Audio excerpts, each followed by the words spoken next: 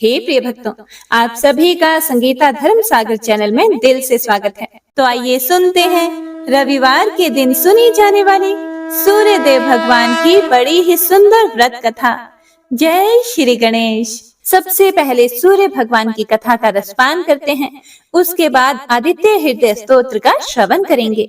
एक बुढ़िया थी, उसका नियम था प्रति रविवार को सवेरे ही स्नान आदि करके घर को गोबर से लीप कर फिर भोजन तैयार करके भगवान को भोग लगाकर स्वयं भोजन करती थी। ऐसा व्रत करने से उसका घर अनेक प्रकार के धन धान्य से पूर्ण था। श्री हरि की कृपा से घर में किसी प्रकार का विघ्न या दुख नहीं था। सब प्रकार से घर में आनंद रहता था। इस तरह कुछ दिन बीत जाने पर उसकी एक पड़ोसन, जिसकी गऊ का गोबर वह बुढ़िया लाया करती थी, सोचने लगी कि यह वृद्धा हमेशा मेरी गऊ का गोबर ले जाती है, इसीलिए अपनी गऊ को घर के भीतर बांधने लग जाती है। बुढ़िया को गोबर ना मिलने से रविवार के दिन वह अपने घर को नहीं लीप सकी, इसीलिए उसने ना तो भोजन बनाया, ना भगवान को भोग लगाया तथा स्वयं भी उसने भोजन नहीं किया। इस प्रकार उसने निराहार व्रत किया। रात्रि हो गई और वह भूखी ही सो गई। रात्रि में भगवान ने उसे स्वप्न दिया और भोजन ना बनाने तथा भोग ना लगाने का कारण पूछा। वृद्धा ने गोबर ना मिलने का कारण सुनाया। तब भगवान ने कहा कि माता, हम तुमको ऐसी गऊ देते हैं जिससे सभी इच्छाएं पूर्ण होती हैं, क्योंकि तुम हमेशा रविवार को गऊ के गोबर से लीप कर भोजन बनाकर मेरा भोग लगाकर खुद भोजन करती हो। इससे मैं बहुत खुश होकर तुमको वरदान देता हूँ। निर्धन को धन और बांझ स्त्रियों को पुत्र देकर दुखों को दूर करता हूँ तथा अंत समय में मोक्ष देता हूँ। स्वप्न में ऐसा वरदान देकर भगवान तो अंतर ध्यान हो गए और वृद्धा की आंख खुली तो वह देखती है कि आंगन में एक अति सुंदर गऊ और उसका बछड़ा बंधे हुए हैं। वह गाय और बछड़े को देखकर बहुत खुश हुई और उसको घर के बाहर बांध दिया और वहीं खाने को चारा डाल दिया। जब उसकी पड़ोसन बुढ़िया ने घर के बाहर एक अति सुंदर गऊ और बछड़े को देखा तो द्वेष के कारण उसका हृदय जल उठा और उसने देखा कि गाय ने सोने का गोबर किया है, तो वह उस गाय का गोबर ले गई और अपनी गाय का गोबर उसकी जगह पर रख गई। वह नित्य प्रति ऐसा ही करती रही और सीधी साधी बुढ़िया को इसकी खबर नहीं होने दी। तब सर्वव्यापी ईश्वर ने सोचा कि चालाक पड़ोसन के कर्म से बुढ़िया ठगी जा रही है, तो ईश्वर ने संध्या के समय अपनी माया से बड़े जोर की आंधी चला दी। बुढ़िया ने अंधेरी के भय से अपनी गऊ को भीतर बांध लिया। प्रातःकाल जब वृद्धा ने देखा कि गऊ ने सोने का गोबर दिया है, तो उसके आश्चर्य की सीमा न रही और वह प्रतिदिन गऊ को घर के भीतर ही बांधने लगी। उधर पड़ोसन ने देखा कि बुढ़िया गऊ को घर के भीतर बांधने लगी है और उसका सोने का गोबर उठाने का दांव नहीं चलता, तो वह ईर्ष्या और ढाह से जल उठी और कुछ उपाय न देखकर पड़ोसन ने उस देश के राजा की सभा में जाकर कहा, महाराज, मेरे पड़ोस में एक वृद्धा के पास ऐसी गऊ है जो आप जैसे राजाओं के ही योग्य है। वह नित्य सोने का गोबर देती है। आप उस सोने से प्रजा का पालन करिए। वह वृद्धा इतने सोने का क्या करेगी? राजा ने यह बात सुनकर अपने दूतों को वृद्धा के घर से गऊ लाने की आज्ञा दी। वृद्धा प्रातः ईश्वर का भोग लगाकर भोजन ग्रहण करने ही जा रही थी कि राजा के कर्मचारी गऊ खोलकर ले गए। वृद्धा काफी रोई चिल्लाई, किंतु कर्मचारियों के सामने कोई क्या कह सकता है। उस दिन वृद्धा गऊ के वियोग में भोजन ना खा सकी और रात भर रो रो कर ईश्वर से गऊ को पुनः पाने के लिए प्रार्थना करती रही। उधर राजा गऊ को देखकर बहुत प्रसन्न हुआ, लेकिन सुबह जैसे ही वह उठा, सारा महल गोबर से भरा दिखाई देने लगा। राजा यह देखकर घबरा गया। भगवान ने रात्रि में राजा को स्वप्न में कहा कि हे राजा, गाय वृद्धा को लौटाने में ही तेरा भला है, उसके रविवार के व्रत से प्रसन्न होकर मैंने उसे यह गाय दी थी। प्रातः होते ही राजा ने वृद्धा को बुलाकर बहुत से धन के साथ सम्मान सहित गऊ और बछड़ा लौटा दिया और उसकी दुष्ट पड़ोसन को बुलाकर उसे उचित दंड दिया। इतना करने के बाद राजा के महल से गंदगी दूर हुई। उसी दिन से राजा ने नगरवासियों को आदेश दिया कि राज्य की तथा अपनी समस्त मनोकामना की पूर्ति के लिए रविवार का व्रत करो। व्रत करने से नगर के लोग सुखी जीवन व्यतीत करने लगे। कोई भी बीमारी तथा प्रकृति का क्रोध उस नगर पर नहीं होता था। सारी प्रजा सुख से रहने लगी।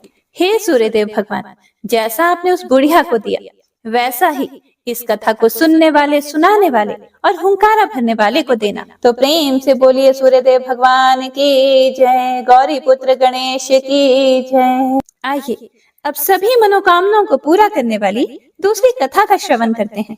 प्राचीन काल की बात है। एक गांव में एक ब्राह्मण रहता था। वह सूरज भगवान का बहुत बड़ा भक्त था। वह हर रोज सुबह सूर्य उदय से पूर्व उठकर नहाता, धोता और सूरज भगवान की कहानी कहता और सुनता था। इन सब में उसे देर हो जाती थी और वह ज्यादा काम भी नहीं कर पाता था, जिसके कारण उसे उसकी पत्नी बहुत डांटती थी एवं समाज वाले भी उसे निकम्मा कहते थे।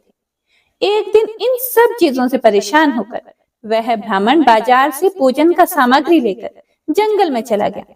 वहां एक सूखी नदी के किनारे एक सूखे पीपल का पेड़ था, जहां बैठकर वह ब्राह्मण सूरज भगवान की कहानी पढ़ने लगा एवं उनकी पूजा करने लगा।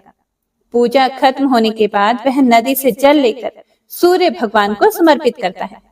जैसे ही उसके द्वारा चढ़ाया गया जल नदी और पीपल के पेड़ पर गिरता है, वैसे ही नदी साफ पानी से भर जाती है और पीपल का पेड़ हरा भरा हो जाता है। तभी सूर्य भगवान उस नदी के जल में प्रकट होकर कहते हैं, हे ब्राह्मण, मांग क्या मांगता है। ब्राह्मण ने ये सुनकर सोचा कि कहीं ये आवाज भूत प्रेत की तो नहीं। तब वह घर जाकर यह सारी बात अपनी पत्नी को बताता है। तब उसकी पत्नी समझ जाती है कि सूरज भगवान ने इन्हें दर्शन दे दिया है। ब्राह्मण की पत्नी उसे समझाती है और कहती है, सूर्य भगवान आपसे प्रसन्न होकर आपको वरदान देना चाहते हैं। तब ब्राह्मण अपनी पत्नी से कहता है, वरदान में क्या मांगूं बताओ। उसकी पत्नी कहती है, कम शब्दों में जितना हो सके मांग लो। और ब्राह्मण को सूर्य भगवान से यह मांगने को कहती है कि अपने महल के अंदर सोने के पालने में परपोतों को दासियों द्वारा खिलाते अपनी आंखों से देख पाऊं। अगले ही दिन जब वह जंगल जाता है और सूरज भगवान की कहानी और आराधना करता है, तभी सूर्य देव भगवान फिर से प्रकट होकर ब्राह्मण से वरदान मांगने को कहते हैं।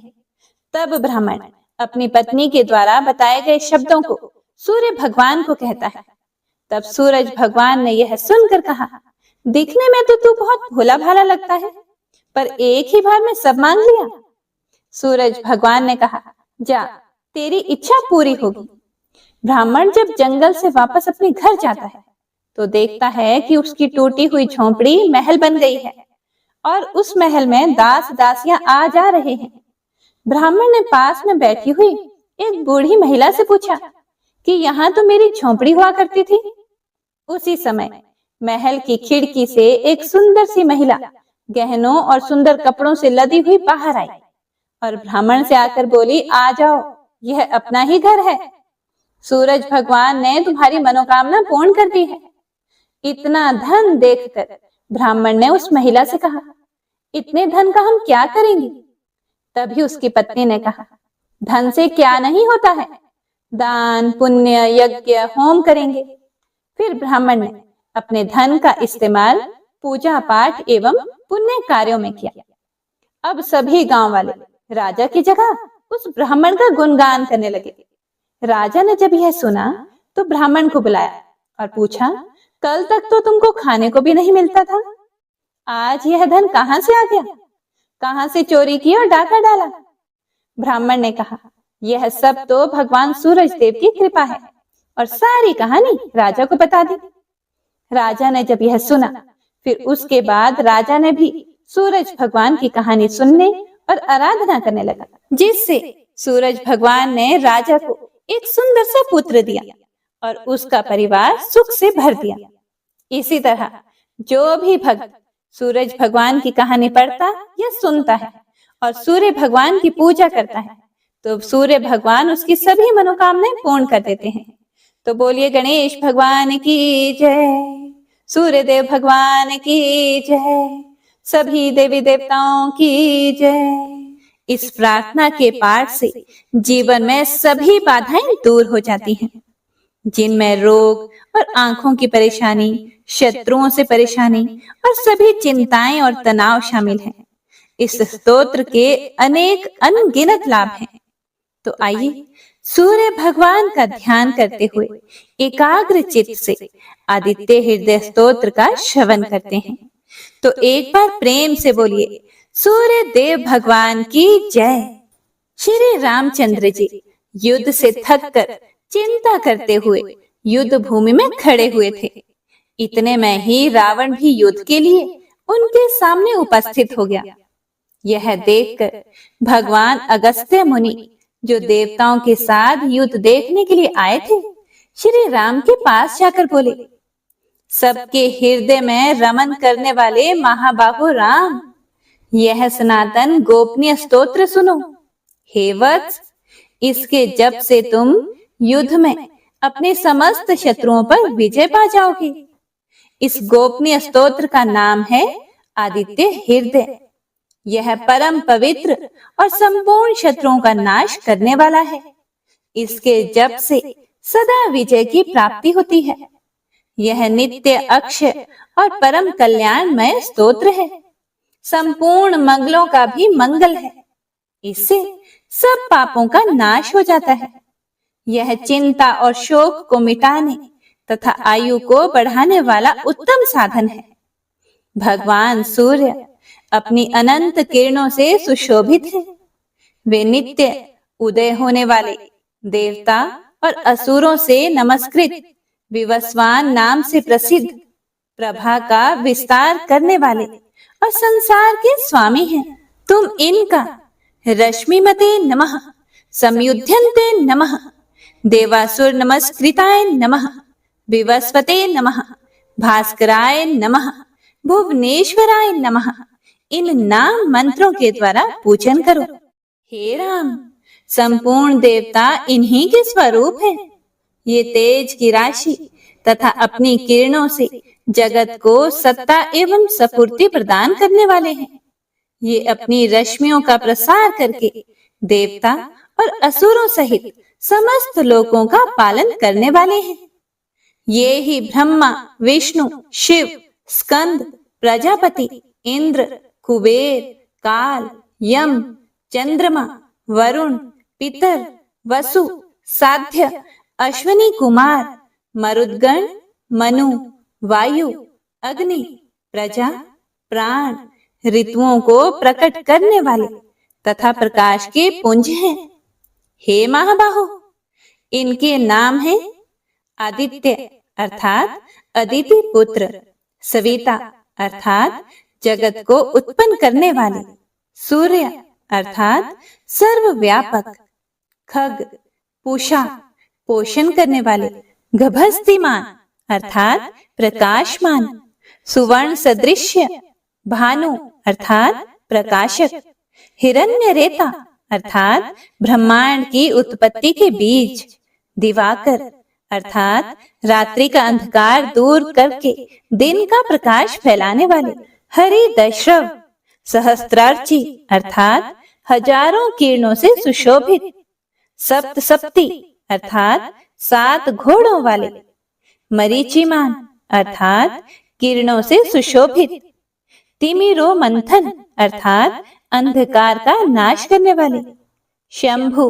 त्वष्टा, मार्तंडक अर्थात ब्रह्मांड को जीवन प्रदान करने वाले, अंशुमान, हिरण्यगर्भ अर्थात ब्रह्मा, शिशिर अर्थात स्वभाव से ही सुख प्रदान करने वाले, तपन अर्थात गर्मी पैदा करने वाले, अहस्कर, रवि, अग्नि गर्भ अर्थात अग्नि को गर्भ में धारण करने वाले, अदिति पुत्र शंख, शिशिर नाशन अर्थात शीत का नाश करने वाले, व्योमनाथ अर्थात आकाश के स्वामी, तंभेति ऋग, यजु और सामवेद के पारगामी, धन वृष्टि, अपाम मित्र, जल को उत्पन्न करने वाले, विंध्य विधि प्लवंगम अर्थात आकाश में तीव्र वेग से चलने वाले, आतपी, मंडली, मृत्यु, पिंगल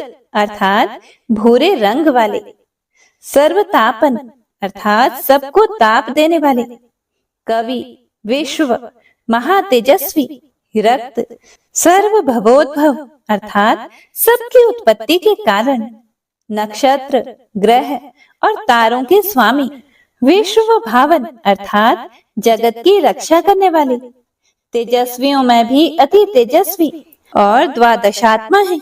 इन सभी नामों से प्रसिद्ध सूर्य देव आपको नमस्कार है। पूर्व गिरी उद्याचल तथा पश्चिम गिरी अस्ताचल के रूप में आपको नमस्कार है। ज्योतिर्गणों अर्थात ग्रहों और तारों के स्वामी तथा दिन के अधिपति आपको प्रणाम है। आप जय स्वरूप तथा विजय और कल्याण के दाता हैं। आपके रथ में हरे रंग के घोड़े जूते रहते हैं। आपको बारंबार नमस्कार है। सहस्त्रों किरणों से सुशोभित भगवान सूर्य आपको बारंबार प्रणाम है। आप अदिति के पुत्र होने के कारण आदित्य नाम से भी प्रसिद्ध हैं। आपको नमस्कार है।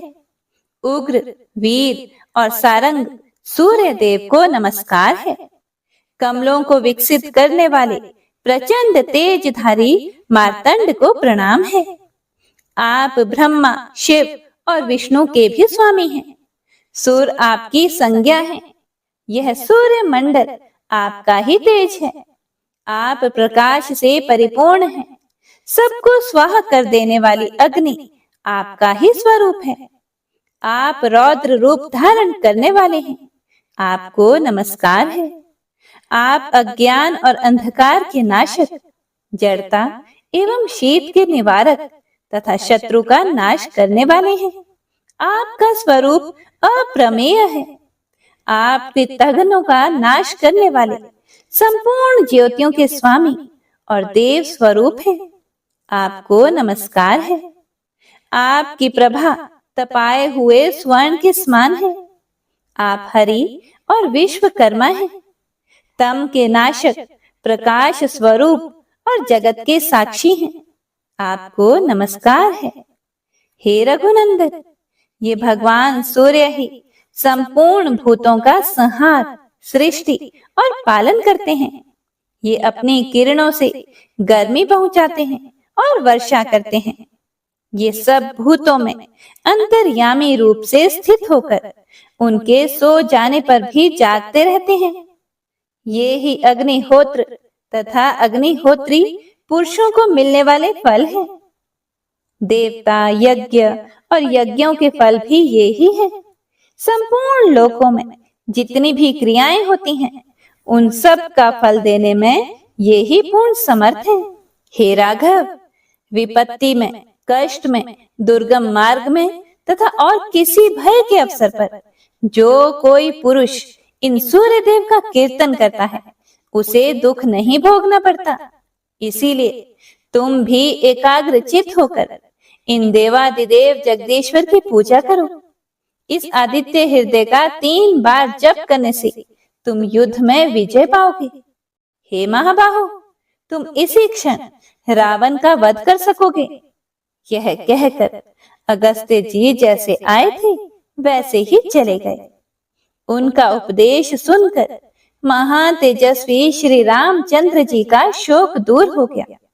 उन्होंने प्रसन्न होकर शुद्ध चित्त से आदित्य हृदय को धारण किया और 3 बार आचमन करके शुद्ध होकर भगवान सूर्य की ओर देखते हुए इसका 3 बार जप किया और इससे उन्हें बड़ा हर्ष हुआ। फिर परम पराक्रमी रघुनाथ जी ने धनुष उठाकर रावण की ओर देखा और उत्साह पूर्वक विजय पाने के लिए वे आगे बढ़े। उन्होंने पूरा प्रयत्न करके रावण के वध का निश्चय किया। उस समय देवताओं के मध्य में खड़े हुए भगवान सूर्य देव ने प्रसन्न होकर श्री रामचंद्र जी की ओर देखा और निशाचर राज रावण के विनाश का समय निकट जानकर हर्ष पूर्वक कहा, हे रघुनंदन, अब जल्दी करो और इस राक्षस राज रावण का अंत करके पृथ्वी को पाप से मुक्त करो। इस प्रकार भगवान सूर्य की प्रशंसा में कहा गया और वाल्मीकि रामायण की युद्ध कांड में वर्णित यह आदित्य हृदय में मंत्र संपन्न होता है। तो प्रेम से बोलिए श्री रामचंद्र भगवान की जय, सूर्य देव भगवान की जय। आइए अब जो गणेश जी की यह कहानी आपको सुनाने जा रही हूँ, इसे हर व्रत कथा में जरूर सुनना चाहिए। एक गांव में एक डोकरी रहती थी, मतलब कि एक वृद्ध औरत रहती थी। उसकी बहू थोड़ी सी पागल जैसी, बावली जैसी रहती थी। उसे भूख बिल्कुल भी सहन नहीं होती थी। वह रोज सुबह उठकर सबसे पहले खाना खाती थी, फिर दूसरे काम करती थी, जैसे झाड़ू वगैरह जो भी घर के काम होते हैं। एक दिन उनके यहाँ पूजा होनी थी और पूजा के लिए खाना बनाना था। तो वृद्धा ने सोचा कि यह तो सुबह उठकर सबसे पहले खाऊं खाऊं करेगी और सारा खाना जूठा कर देगी। तो वृद्धा ने एक उपाय सोचा। पहले के टाइम में कुएं से पानी लेकर आते थे, तो उसने क्या किया, उसने पानी के मटके के नीचे एक छोटा सा छेद कर दिया और बहू से कहा कि आज पूजा है, तू सुबह से खाऊं खाऊं मत करियो, तू पहले पानी भर कर ला, फिर कुछ खा लियो। बहू ने सास से कहा कि ठीक है माँ, और वह पानी भरने के लिए चली गई। बहू भी थोड़ी सी समझदार तो थी, उसने देख लिया था पहले ही कि सासू जी ने मटके में छेद कर दिया है। तो उसने क्या किया, जब वह घर से निकली तो उसने साड़ी में आटा बांध लिया। बहू पानी भरने कुएं पर आई तो उसने वहां पर सबसे पहले अपनी साड़ी में बंधा हुआ आटा निकाला, फिर पनघट पर उसे गूंथ लिया और उसकी बाटियां बना ली। वहीं गांव में पास में ही कुआं था, वहीं पास में शमशान भी था। वहां एक मुर्दा जलाया जा रहा था, तो उसकी आंच में उसने वह बाटियां सेक ली। और पास में ही एक गणेश जी का मंदिर था। मंदिर में किसी ने गणेश जी को चोला चढ़ाया था, तो गणेश जी की तोंद में घी लगा हुआ था। उसने उस घी से बाटियां चौपड़कर एक बाटी का भोग गणेश जी को लगाकर उसने वह बाटियां खा ली। उसके बाद उसने आराम से पानी भरा और फिर वह आराम से अपने घर चली गई। इधर गणेश जी ने क्रोधित होते हुए नाक पर उंगली चढ़ा ली। फिर उसके बाद कोई उधर से निकला तो उसने देखा कि गणेश जी ने नाक पर उंगली चढ़ा रखी है। तो उसने गांव में जाकर सबसे कह दिया कि गणेश जी ने नाक पर उंगली चढ़ा ली। अब गणेश जी की नाक से उंगली उतारने के लिए सब प्रयास करने लगे।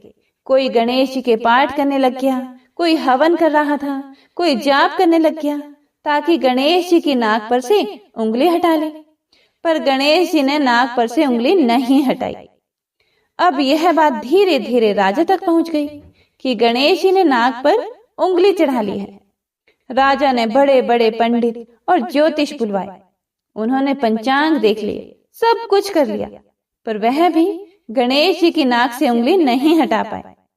अब राजा ने पूरे राज्य में मुनादी करवा दी कि जो भी गणेश जी की नाक पर से उंगली हटवाएगा उसे 5 गांव की जागीर दे दी जाएगी। अब राज्य में सभी लोग अपनी अपनी तरफ से प्रयास करने लग गए। गणेश जी ने फिर भी नाक से उंगली नहीं हटाई।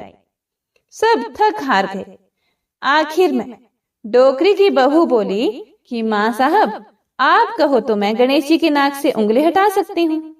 तो वृद्धा हंसने लगी कि बड़े बड़े पंडित और ज्योतिष गणेश जी की नाक से उंगली नहीं हटा पाए, तू हटा देगी? बावली, तू कैसे हटा देगी? तभी एक आदमी ने कहा कि एक बार इसे भी मौका दे दो, इसको भी प्रयास करने दो, इसको भी देखने दो, हो सकता है कि यह गणेश जी की नाक पर से उंगली हटा दे। फिर उन्होंने कह दिया कि चलो तू भी कर ले, एक बार कोशिश कर ले। बहू ने कहा, पर मेरी एक शर्त है कि मेरे घर से गणेश जी के मंदिर तक एक बड़ा पर्दा लगाया जाए। तो लोगों ने कहा ठीक है, और घर से मंदिर तक पर्दा लगवा दिया गया। तो उसके घर से लेकर मंदिर तक पर्दा लग गया। अब बहू ने क्या किया, जब वह घर से निकली तो उसने सबसे पहले अपने घाघरे में मतलब पेटीकोट में धोबना यानी कपड़े धोने का जो हथियार होता है, धोना, जिससे कपड़े कूटते हैं, छिपाकर मंदिर गई। मंदिर में ढोबना निकालकर गणेश जी से बोली, कारे कारे गणेशिया, आटो लाई म्हारे घर से, पनघट पर आटो ओसन के ऊनी की बाटियां बनाई, मरिया मुर्दा की आग से उन्हें सेकी, थारी तोंद में से जरा सो घी ले लियो तो तूने नाक पर उंगली चढ़ा ली। नाक पे से उंगली हटा रही हो कि नहीं, नहीं तो दूं एक धोनारी, अभी थारा टुकड़ा टुकड़ा हो जाएगा। बहू की बात सुनकर गणेश जी डर गए। उन्होंने सोचा कि ये तो बावली है, सही में मार देगी, तो क्या करूंगा, इसका तो कोई भरोसा नहीं है, सच में ही मार देगी। और गणेश जी ने फट से नाक पर से उंगली हटा ली। अब तो पूरे गांव में डोकरी की बहू की जय जयकार होने लगी कि डोकरी की बहू ने गणेश जी के नाक से उंगली हटवा दी। राजा ने अपने आदेशानुसार 5 गांव जागीर में दिए। हे गणेश जी महाराज, जैसे उस डोकरी की बहू को दिया वैसे सबको देना। कथा को सुनने वाले, सुनाने वाले और हुंकारा भरने वाले सबको देना। कथा अधूरी हो तो पूरी करना, पूरी हो तो मान करना। तो प्रेम से बोलिए गणपति महाराज की जय।